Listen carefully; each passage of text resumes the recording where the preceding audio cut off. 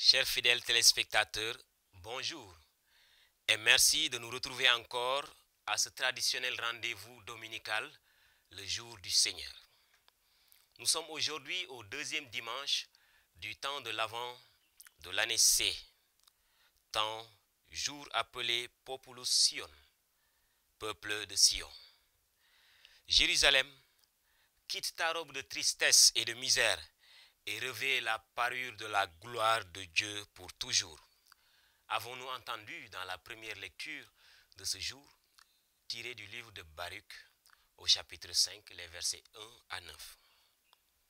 Chers amis, nous sommes dans un temps d'attente. Nous progressons nous cheminons vers le Dieu de gloire. C'est pourquoi notre attente est avant tout une attente joyeuse, puisque nous attendons celui qui nous apporte la paix. Nous sommes donc appelés à quitter nos robes de tristesse et de misère pour revêtir la parure de la joie, de la gloire de Dieu. Bien entendu, cela ne peut pas être si facile dans un monde troublé par les soucis de toutes sortes. C'est pourquoi il est important et même indispensable d'avoir une confiance ferme en Dieu. Dieu doit nous guider. Nous devons nous laisser guider par Dieu, nous laisser conduire par Dieu, nous laisser modeler par Dieu. Puisque, comme dit Saint Paul dans la deuxième lecture de ce jour, je le cite, « J'en suis persuadé, celui qui a commencé en vous un si beau travail le continuera jusqu'à son achèvement au jour où viendra le Christ Jésus. » Fin de citation. Mieux encore, Saint Paul dit qu'il prie pour que notre amour nous fasse progresser de plus en plus dans la pleine connaissance et en toute clairvoyance pour discerner ce qui est important. Il suffit pour cela d'être attentif à cette voix qui crie dans le désert, déclarant « Préparez le chemin du Seigneur, rendez droit ses sentiers. » Bonjour chers frères et sœurs en Christ, bienvenue dans votre rubrique Fidestech, votre émission d'affiliation entre la foi et la technologie, où nous vous parlons de la relation foi et technologie, des différentes innovations et des moyens technologiques qui sont mis au service de la foi, mais aussi des différentes technologies chrétiennes. Aujourd'hui, notre thème portera sur les applications et les sites chrétiens que nous pouvons utiliser pour faire grandir notre foi. Et pour parler de ce thème, aujourd'hui nous avons comme invité M. Formose Gomis. Pouvez-vous mieux vous présenter à nos chers téléspectateurs? Je n'ai pas une longue biographie, mais je réponds du nom de Formose Poubanque Gomis. Alors, je suis en Master 2, j'ai fini mon Master 1 en Management Science and Engineering. J'ai fait mes études en Chine. Actuellement, en raison de la Covid-19, donc je suis là actuellement et j'ai fait mes cours en ligne. Donc, hormis ça, j'ai eu ma licence professionnelle en informatique de gestion ici à l'ICAO. Je pense que c'est tout. Un bon profil pour nous parler des applications. Je pense bien, j'espère être relevé le défi. Bienvenue sur notre plateau. Aujourd'hui, vous allez aider nos chers téléspectateurs à pouvoir se retrouver parmi toutes ces applications qui sont disponibles sur Internet, à pouvoir retrouver les bonnes applications chrétiennes, mais surtout catholiques, qui pourront les aider à grandir leur foi. Comment retrouver une bonne application chrétienne catholique? Alors, il faut savoir que de base, il y a énormément d'applications qui ont pour dénomination ou bien qui œuvrent pour la foi. Par contre, c'est une chose d'avoir des applications qui œuvrent pour l'édification, mais c'est une autre chose de trouver des applications qui sont 100% catholiques. Il y en a, certes, mais pour les retrouver, il va falloir faire une recherche qui est un peu minutieuse par rapport à la foi chrétienne catholique. Je donne un exemple. Quand on entre dans une application, il faut aller au niveau de la mission de l'application. Qu'est-ce que l'application cherche à transmettre comme message? Et en lisant, on se rendra compte si effectivement si c'est une application catholique ou pas. Ça, c'est déjà un bon début. Ce sont les critères pour pouvoir reconnaître une application catholique. Oui, déjà, il y a le fait de lire la mission et ensuite d'utiliser l'application, parce que l'utilisation permet aussi de savoir est-ce que l'application est catholique ou pas.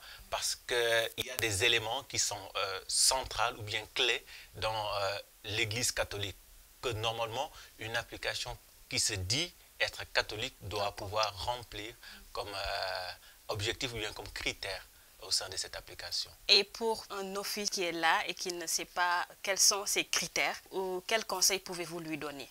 Alors déjà, comme je l'ai dit, lire la mission, le but de l'application. Ensuite, de base, demander l'avis des uns et des autres. Parce que si je suis novice et que je me lance directement dans une application, parce qu'une application peut se dire être catholique, mais au fond, il y a un autre message, parce qu'il y a différents types de doctrines au sein même de l'Église. Et il y a certaines doctrines que, par prudence, l'Église est en train d'étudier. Et si cette doctrine est à l'intérieur de cette application, moi qui suis novice et que je ne sais pas, je peux utiliser l'application sans le savoir et utiliser cette même doctrine-là. Donc il faut déjà avoir le retour des personnes qui ont utilisé l'application, demander auprès des uns et des autres, est-ce que vous connaissez tel type d'application? Ensuite, je pense que de base, si je veux m'intéresser à tout ce qui est catholique, je dois chercher les références de l'ensemble de ces applications. Qui sont les auteurs même de cette application?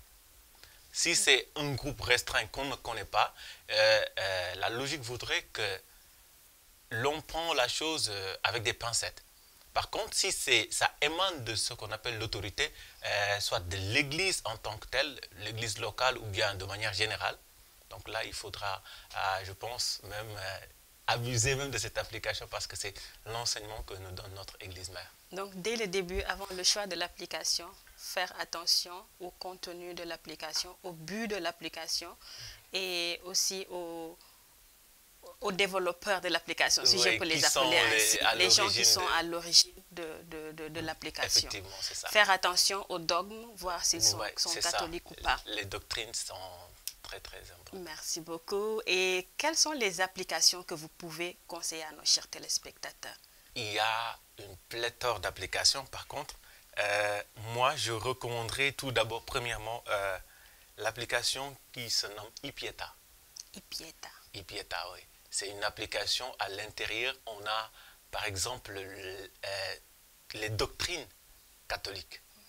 On a tout ce qui tourne autour des conciles. Par exemple, le Concile Vatican II, tu peux le trouver là-bas. Okay. Si tu n'as pas le temps de prendre les livres, les gros livres et tout, par exemple, avec iPietà, à l'intérieur, tu peux trouver tout ce qui est dogme catholique. Tu peux trouver les doctrines et même les lectures du jour à l'intérieur, les saints du jour et les différentes prières, que ce soit mariales ou bien adressées aux saints, angéliques et j'en passe.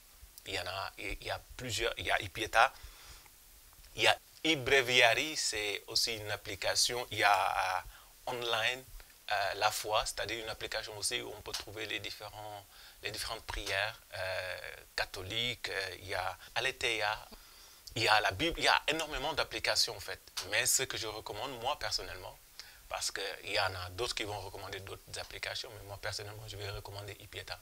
Parce que je l'ai utilisé il y a pas mal d'années, mais ça aide beaucoup concernant la doctrine surtout de l'Église. Une application qui est disponible en français. En français, oui. Ça est disponible dans plus de 10 langues, si je ne me trompe.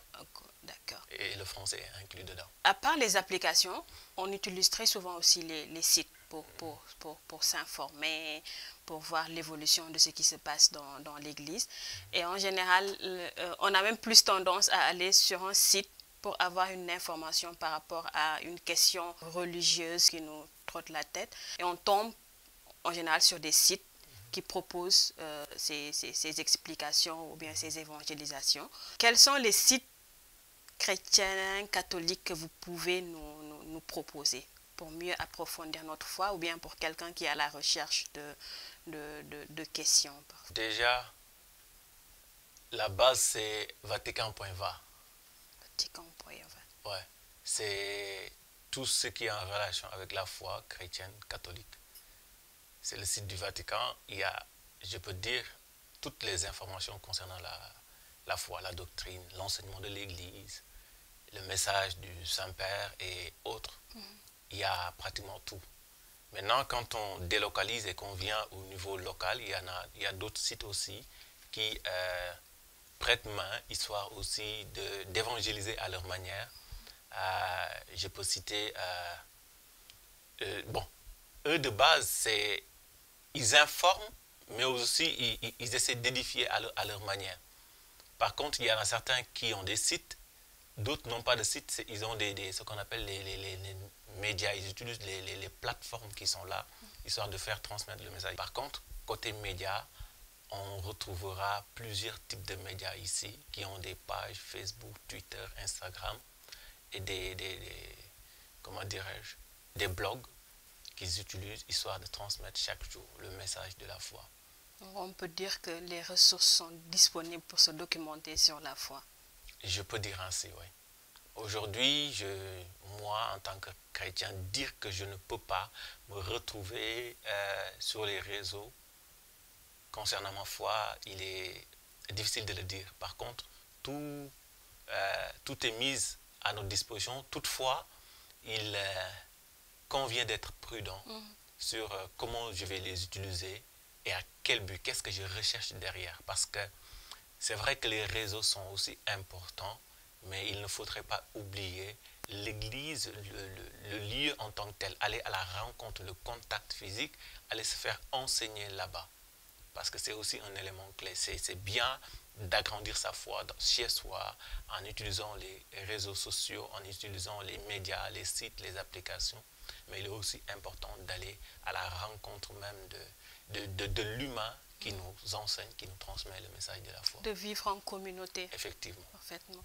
Et avant l'utilisation de tout média, de tout site ou de toute application, un discernement et bien faire attention au contenu qui doit être catholique surtout. Si, pour ceux qui sont catholiques, pour ceux qui sont catholiques, c'est très important de ne pas très s'éparpiller sur les autres. À part ces sites d'information et autres, on voit très souvent que les gens utilisent les Bibles électroniques. Et il y a différents types de Bibles électroniques qui sont disponibles sur Internet pour quelqu'un qui voudrait en avoir sur son téléphone ou bien sur son ordinateur. Et peut-être qu'il ne connaît pas les critères parce qu'il y a différents types de Bibles, qui ne connaît pas les critères de la Bible utilisée par l'Église catholique. Quelques propositions d'application de Bible pourrez-vous nous proposer? Au début de mes propos, je l'ai dit, il y a plusieurs types d'applications. Et concernant la Bible aussi, il y en a plusieurs. Il va de différentes communautés ou bien confessions religieuses. Pour l'Église catholique, de base, il y a ce qu'on appelle la Bible de Jérusalem, qui est très accessible avec différentes langues. Il y a aussi des Bibles qui sont dans l'Église, qu'on appelle les Bibles catholiques. Et pour faire un distinguo, normalement, c'est très facile de reconnaître une Bible qui est catholique. Parce que le nombre de livres diffère des autres. Pour les autres, il y en a, si je ne m'abuse, c'est 66, alors que pour l'Église catholique, il y en a 73. Donc déjà, ce distinguo, je compte le nombre de livres dans la Bible, je peux me faire une idée de est-ce que cette Bible, elle est chrétienne, catholique ou pas. Surtout faire attention au nombre de livres qui est proposé par l'application biblique. Parce qu'il y a des livres qui, je ne vais pas dire qui ont été omises, mais qui ne figurent pas dans les autres Bibles. Et comment mesurez-vous l'utilisation de ces applications, sites et matériels électroniques dans la vie de foi d'un fidèle? Je dis c'est une question qui est relative à tout un chacun. Parce que moi, l'utilisation que j'en fais est différente de l'utilisation d'une autre personne. Et ça dépend aussi de ma disponibilité et de si je suis connecté ou pas. Parce que quelqu'un qui n'est pas tout le temps connecté ou bien qui n'est pas tout le temps scotché sur son téléphone, il s'en moque guère de ce que peuvent faire ces différentes applications. Par contre, pour un utilisateur constant et régulier, il ne faudrait pas aussi perdre le fil du contact humain, parce que c'est aussi important. Parce que, ne l'oublions pas, la base de ces applications, c'est du virtuel, c'est basé sur du virtuel. Même si il y a une connexion spirituelle, parce que Dieu n'est pas limité ni dans le temps, ni dans l'espace. Donc le fait que j'utilise une application ne veut pas dire que Dieu n'est pas dedans. Mais il faut privilégier le contact humain, parce que c'est ce qui nous rapproche de ce social. Je me sens beaucoup plus humain quand je parle avec Christine qui est là sur le plateau, que quand je suis derrière mon écran, Christine pareil, et on se parle. Il y a beaucoup plus de connexion, il y a beaucoup plus d'interactivité quand nous sommes face à face que quand nous sommes derrière nos écrans. Il faut bien les utiliser, c'est important, mais aussi il ne faut pas oublier le contact humain. Ça allait nous conduire à notre question. Quelles sont les précautions particulières à prendre face à ces outils d'application? Les précautions, je dirais justement, il faut savoir se déconnecter quand il le faut. C'est très bien de se connecter, d'utiliser les téléphones, mais il faut savoir se déconnecter, se retirer de tout, de se recueillir soi-même et d'aller aussi vers l'autre, parce que la question de l'humain, pour moi, elle est primordiale. Parce que l'humain est au centre de tout. Mais aussi, il faut savoir parler avec l'autre, même si c'est dans les réseaux. Moi qui fais passer mon message, moi qui parle aux gens en utilisant les réseaux, je suis en train de communiquer avec eux. Par contre, il me faudrait, moi, ou bien une autre personne qui me suit, savoir quand est-ce qu'il faudrait que je me retire, que je sois avec moi, que j'ai un discernement de tout ce que je fais, ou bien de tout ce que j'écoute, histoire d'emmagasiner les informations que je reçois chaque jour via ces différentes plateformes, via ces médias que j'utilise quotidiennement. Ne pas se détacher de l'humain, mais aussi un point, je pense, qui est important, se déconnecter pour non pas seulement être en contact avec l'humain, mais être en cœur à cœur, en intimité avec Dieu aussi, en se déconnectant complètement de toutes ces applications. Effectivement, parce que même si avec cette histoire de Covid-19, on s'est rendu compte que les médias ont beaucoup aidé. Parce que confinement, chacun restait chez soi. Alors, les seuls moyens qui étaient à notre disposition, c'est-à-dire l'ensemble de ces médias, ces sites d'information, ces applications qui permettaient de garder le contact humain, même si on ne pouvait pas se toucher physiquement, on se touchait de manière spirituelle ou bien avec ces links que nous offrait l'ensemble de ces réseaux. Mais aussi à un moment donné, il faut savoir se recueillir, comme tu l'as si bien dit. Donc ces applications, ces moyens technologiques de se ressourcer dans la foi ne sont pas utilisés tout le temps et ne sont pas utilisés par tout le monde, si je peux le dire. Si. Tant qu'on peut aller vers un prêtre pour soumettre la question et avoir notre réponse, tant qu'on peut aller vers un frère pour soumettre la question et avoir une réponse qui peut être directe, parce que sur Internet, on peut avoir une réponse. Alors qu'en face de la personne ou bien en face du prêtre, on peut avoir une réponse qui est directe et qui pourrait peut-être nous épargner de nous éparpiller, de nous divertir parfois, ou bien d'avoir encore plus de questions. Parce que sur Internet, on voit du tout. Quels sont les types d'utilisateurs qui sont faits pour ces genres d'outils? Je dirais l'utilisateur que nous devons être, c'est l'utilisateur qui est une utilisation modérée et être un utilisateur averti, c'est-à-dire averti où je m'interroge sur ce qui m'est proposé. Est-ce que ça m'édifie ou pas? Est-ce que ça part dans la même lignée que ma foi et ma doctrine?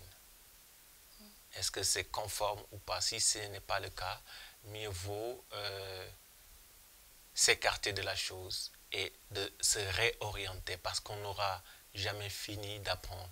Et à ce propos, il y a Jacques Lowe, un moine des Chartreux que j'aime bien citer, qui dit « Ô rocher, très haut, conduis-moi douce lumière, toi qui m'as cherché pour que je te cherche, toi qui m'as trouvé pour que je te trouve. » Il dit « Te chercher, c'est te trouver, car chercher n'est pas une chose, trouver une autre chose quand chacun appelle l'autre. » Il dit de commencement en commencement, qui n'ont jamais de fin, j'irai, pour dire que nous sommes appelés à chercher Dieu à temps et à content. Le chercher, c'est le trouver. Et quand on le trouve, on continue à le chercher. Maintenant, les réseaux sont un moyen de le chercher et de le trouver. Quand on le trouve, on le cherche encore. Mais des fois, on le cherche, mais on ne le trouve pas. Il faudrait se réorienter pour pouvoir mieux le chercher. Et aussi être accompagné et conseillé. Demander des frères qui sont des aînés dans la foi. Mais j'ai une telle question, qu'est-ce que tu me proposes comme solution? Et comme tu l'as dit aussi, le contact, aller à l'église. Parce que Covid nous a appris qu'aussi, il y a des moments où l'église n'est pas disponible, on ne peut pas aller à l'église. Et les seuls moyens où nous pouvons nous interroger sur notre foi. Et beaucoup de questionnements sont ressortis avec cette Covid. Et beaucoup d'applications ont vu jour. Beaucoup de plateformes sont nées, histoire de proposer des contenus pour édifier chaque personne. Maintenant, est-ce que l'ensemble de ces plateformes sont bons pour ma personne? À chacun de le déterminer. Dans un discernement avec le Saint-Esprit. C'est surtout avoir une base avant de s'engager dans certaines recherches sur les sites ou bien sur les applications. Toujours avoir recours à nos prêtres ou bien à nos anciens dans la foi pour avoir certaines réponses avant d'avancer dans certaines questions ou bien dans certaines recherches. Oui, c'est surtout ça. Parce qu'on a des multitudes de réponses pour chaque question. Et chacun se présente pour être celui qui un docteur de la foi ou un prédicateur aguerri pour pouvoir nous apporter des réponses.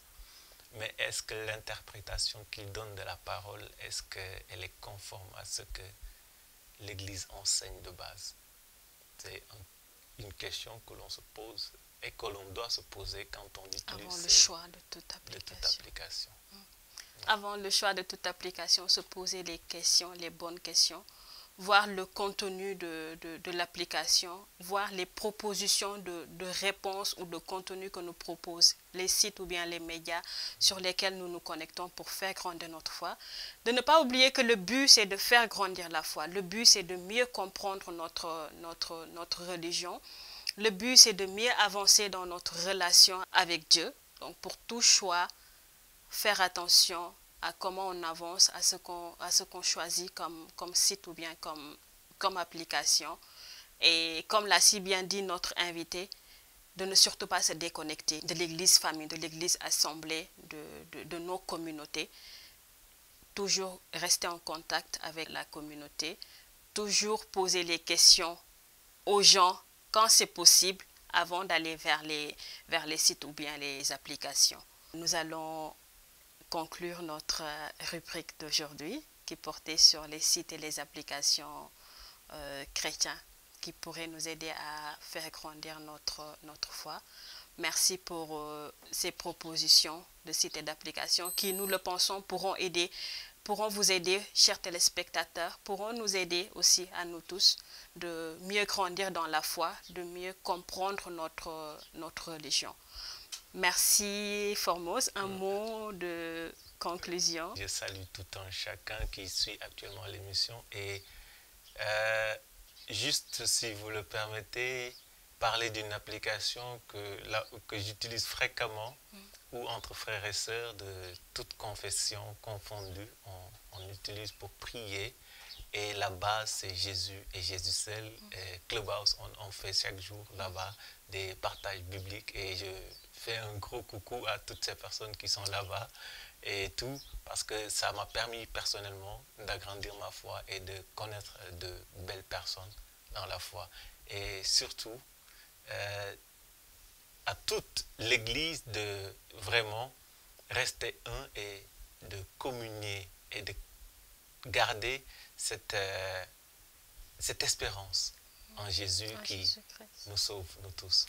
Jésus qui nous sauve tous, que nous cherchons tous, que nous voulons tous découvrir, Amen. avec qui nous voulons tous être en intimité profonde, que nous voulons connaître davantage à travers sa parole, à travers les enseignements de l'Église, à travers les partages de l'Église. Merci, chers frères et sœurs en Christ. Merci de nous avoir suivis pour notre rubrique d'aujourd'hui, Fidestech, et nous vous disons à très bientôt. Merci.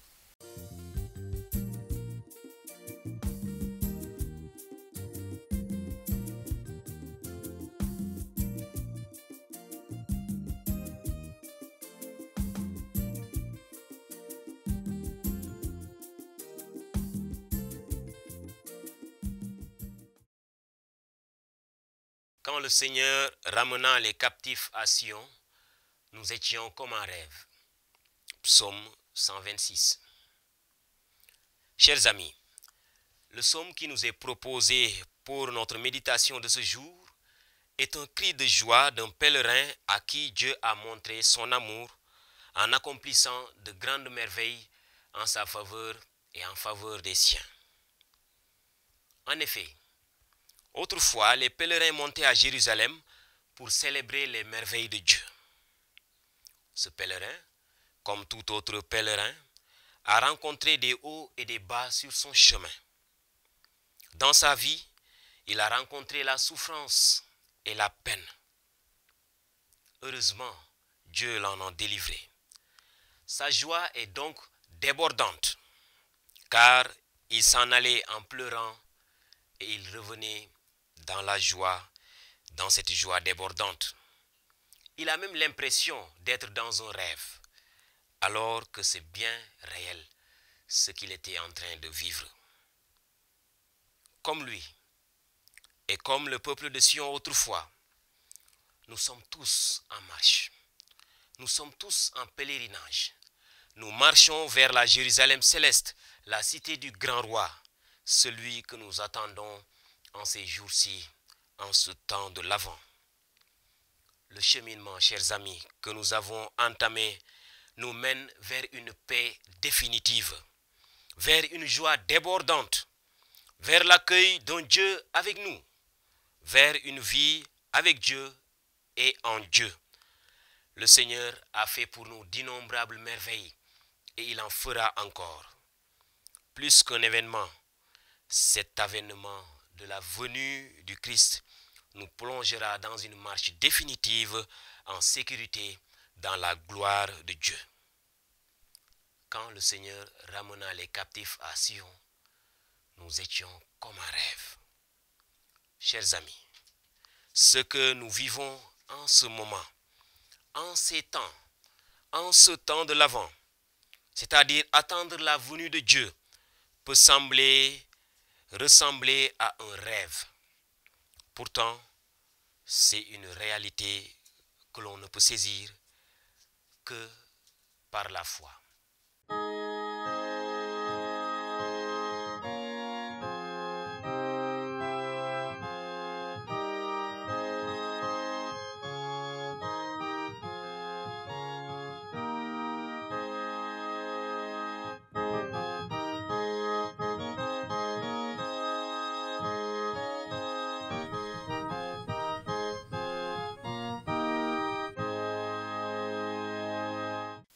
Bienvenue en cette nouvelle année liturgique et dans votre rubrique Rétro-prospection. Faisons un bref retour sur le mois de novembre où le Saint-Père nous invitait à prier pour que les personnes qui souffrent de dépression ou de burn-out trouvent un soutien et une lumière qui les ouvre à la vie. Comme à l'accoutumée, nous avions évoqué le souvenir des pasteurs défunts, dont l'abbé Siméon Colli, l'abbé Étienne Sarr, l'abbé Alphonse Adam Thior, les abbés Xavier et Patrice Colli, l'abbé Joachim Gomez Badian, l'abbé Jean-Baptiste Sis et le père Hyacinthe Dieng. Le mois de novembre a principalement été marqué par la fête de Toussaint et la commémoration de tous les fidèles défunts, mais aussi par la Journée mondiale de la jeunesse célébrée en paroisse ou en doyenné selon les diocèses. Ce fut aussi le lancement de l'année pastorale 2021-2022. En novembre, ont été fêtés des saints tels que les parents de Saint Jean-Baptiste, Saint Dominique Savio, Saint Léon le Grand, Saint Albert le Grand, sans oublier la solennité du Christ roi de l'univers et la présentation de la Vierge Marie. Le mois de novembre a été aussi marqué par d'heureux anniversaires, dont l'ordination épiscopale de Monseigneur Théodore Adrien Sarr, Monseigneur Benjamin Ndiaye et Monseigneur Martin Tine. Il y a eu une autre journée mondiale, cette fois pas celle de la jeunesse, mais celle des pauvres. Toujours en ce mois, le diocèse de la capitale du Rail a eu à évaluer son plan d'action pastorale 2017-2021. Plusieurs agents pastoraux, dont des dizaines de prêtres, religieux, religieuses et laïcs, ont répondu à l'appel. Restons à Thiès, où, en la paroisse Jésus Bon Pasteur, s'est tenue une journée de jumelage entre le diocèse même de Thiès et celui de Saint-Claude du Jura, en France. Venons-en aux informations du mois de décembre. Le pape nous invite à prier pour que notre relation personnelle à Jésus-Christ soit nourrie de la parole de Dieu et par une vie de prière. Le mois de décembre a commencé avec le premier mercredi du temps de l'Avent, qui est la fête des saints Éloi et Naoum, mais aussi celle de la bienheureuse Anouarit. Cette dernière, née Marie-Clémentine Anouarit Nengapeta, est une religieuse congolaise de la congrégation des Sœurs de la Sainte Famille de Kisangani. La religieuse, martyre de la pureté, béatifiée le 15 août 1985 par le pape Jean-Paul II, est la patronne de la quasi-paroisse de Sébikotane, érigée il y a juste 10 ans. Le 2 décembre sont fêtées les saintes Viviane, encore appelée Bibiane, et Sainte Pauline, toutes deux martyrs. Le vendredi 3 décembre est marqué par une seule et unique fête, celle de François Xavier, devenu patron des missionnaires pour avoir été, avec Saint Ignace de Loyola, cofondateur de la Compagnie de Jésus et missionnaire en Asie, où il mourut au large de la Chine. Chez nous, le Saint jésuite est fêté depuis 1888 à la paroisse de Fadiout, puis au Centre de promotion religieuse et sociale de Ngarigne, dans l'archidiocèse, mais aussi à Pout, dans le diocèse de Thiès, depuis 1987, et à Tambacounda, dans la paroisse de Nguyen, depuis 1989. Là, à Nguyen, la fête sera marquée par le jubilé des 25 ans de sacerdoce d'un fils de la localité, Abbé Robert Ndion, premier prêtre originaire de la paroisse. La Saint-Jean Damascène, le samedi 4 décembre, ouvre le premier week-end du mois, suivi du dimanche 5, le deuxième du temps de l'Avent. En ce jour, sont prévus 2 pèlerinages diocésains, Elenkin à Ziguinchor et Goulumbu à Tambacounda. Dans le diocèse de Saint-Louis, à Richard Toll, les 4 et 5 décembre, a lieu un camp d'ouverture, une session régionale de l'Association des scouts et guides de la région du fleuve. La deuxième semaine du mois de décembre, elle, débute le lundi 6 avec la commémoration de la fête de l'évêque Saint-Nicolas. En ce jour, en l'année 2012, l'abbé Ernest Sambou fut arraché à l'affection des diocésains de Ziguinchor. Tout comme Saint-Nicolas, Saint-Ambroise, dont l'Église fait mémoire le 11 décembre, fut évêque. Il fut docteur de l'Église. C'est en sa fête qu'en 2011 disparaissait l'abbé Médard Sarr, membre du clergé du diocèse de Monseigneur Benjamin, alors sous la direction de Monseigneur Théodore Adrien Sarr. Tristes et heureux événements s'entremêlent. En effet, le 8 décembre, en la fête de l'Immaculée Conception de la Vierge Marie, en plus de la place importante qu'elle occupe dans l'Église, des congrégations et bien des paroisses honorent la Vierge sans tache. Il y a les Sœurs de l'Immaculée Conception, les foyers Claire Amitié, la SMA ou Société des missionnaires d'Afrique, et respectivement des paroisses de Dakar et Kaolack, à savoir Marie Immaculée des Parcelles Assainies, Palmarin, Popenguine ainsi que Ndofane et Guinguinéo. C'est aussi en ce 8 décembre que sera clôturée l'année Saint-Joseph. Au jeudi 9, la commémoration de Saint-Pierre Fourier sera suivie du vendredi 10 avec une journée exceptionnelle, c'est-à-dire sans fête de saints connus.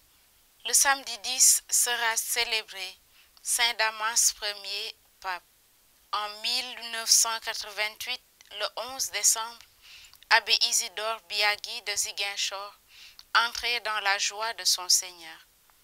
Ce même jour, à Kaolack, Monseigneur Martin et le clergé local accueilleront un nouveau membre en la personne de l'abbé Ernest Ngor Sarr, qui sera ordonné au sanctuaire marial de Ndiafat. La première messe du jeune pasteur sera marquée par le jubilé d'argent de sœur Inès Gomis, sœur de l'Immaculée Conception. Le dimanche 12 décembre, troisième du temps de l'Avent, sont célébrés la sainte Jeanne Françoise de Chantal et le saint évêque et confesseur Corentin. C'est aussi le pèlerinage des familles à Popenguine. Ce 12 est également le souvenir du retour à Dieu de Monseigneur Augustin Sagna, évêque émérite du diocèse de Ziguinchor, endormi en 2012. Le 13, la Sainte Lucie est marquée par le départ vers la patrie céleste de l'abbé Bernard Ndiaye en 2009. Prêtre du diocèse de Dakar, abbé Bernard est connu pour son parcours si spécial. Jeune prêtre devenu paraplégique à 27 ans après un accident de la circulation, l'abbé dit sa foi, sa joie, mais aussi sa croix dans son livre « Corps brisé, foi blessée ». Sa croix, il a eu à la porter dignement en rendant service aux patients de l'hôpital Saint-Jean-de-Dieu de Thiès où il résidait. À propos de la croix, le mardi 14 décembre est la mémoire de Saint Jean de la Croix, un prêtre et docteur de l'Église. C'est également la fête de Sainte Odile et celle des Carmes d'Échaud présents à Ndiafat. Du 15 au 19 inclus, ce dernier quatrième dimanche du temps de l'Avent, il n'y a pas de commémoration de saint. Cependant, il y a 120 ans, en 19 décembre, Abbé David Boila quittait nos maisons de la terre. Né à Saint-Louis en avril 1814 et rappelé à Dieu en 1901 à Nantouillet en France, l'abbé Paul David Boila est l'un des jeunes qu'a fait former Anne-Marie Javoué, fondatrice de la congrégation des Sœurs de Saint-Joseph de Cluny.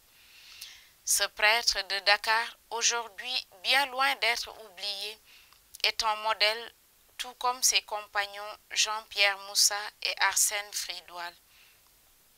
C'est dans ce sens que le Centre de formation pédagogique de Mbour, CFP, porte son nom en hommage à son amour pour l'éducation. Quant au 20 décembre, la paroisse Saint-Abraham de Guédiawaye, érigée en 1984, et celle du même nom à Bakel, respectivement situées dans les diocèses de Dakar et Tambacounda, font mémoire de leur saint patron. Ainsi, le mardi 21, la Saint-Pierre Canisius précède la mémoire du retour au Père en 1971 d'un prêtre de Dakar du nom de Raphaël Rodriguez, suivi du jeudi 23 de la fête du saint prêtre Jean Kenti. Puis, le 24 décembre, l'Église universelle s'unit pour la célébration de la nativité du Seigneur Jésus-Christ, aussi fêtée le 25 avec la messe du jour. En ce jour de joie pour l'Église, en 2007, s'était l'abbé Justin Michel Faye du diocèse de Monseigneur André Gay. Le lendemain est connu pour être la fête de Saint-Étienne, qui est en cette année celle de la Sainte Famille de Nazareth, celle-ci célébrée à la quasi-paroisse de Ndianda et à la paroisse de Marloch dans l'archidiocèse, mais aussi celle de Ngoé à Thiès et Ndiédieng à Kaolack. Le lundi 27 décembre est la Saint-Jean apôtre et le lendemain en la fête des Saints Innocents, pendant laquelle le diocèse de Ziguinchor en particulier se souvient de l'abbé Jean-Pierre Diatta qui s'est éteint en 1984. Dans l'octave de Noël, le 29 décembre, est fêtée la Saint Thomas Becket. Quant à l'avant-dernier dimanche du mois, il ne comporte aucune fête comme pour laisser place au 31, dernier jour du mois et de l'année où est célébré le Saint Pape Sylvestre Ier. Bon temps de l'Avent, bonne année liturgique. Nous vous donnons rendez-vous le mois prochain pour un nouveau numéro. Chers amis croyants, en ce deuxième dimanche du temps de l'Avent, peuple Sion, que le Seigneur nous donne une foi plus solide, une espérance soutenue aux promesses de Dieu et un goût aiguisé de la charité. Bien-aimés, qu'il nous donne la force de marcher en pèlerin, sans trébucher, vers le jour tant attendu, le jour du Seigneur. Que toutes les merveilles que le Seigneur a faites pour nous puissent nous plonger dans une joie de plus en plus grande. Ainsi, nous pourrons progresser ensemble vers la maison du Seigneur. Disposer nos cœurs à écouter cette voix qui crie dans le désert de nos cœurs et qui déclare: préparez les chemins du Seigneur, rendez droit ses sentiers. Le Seigneur soit avec vous.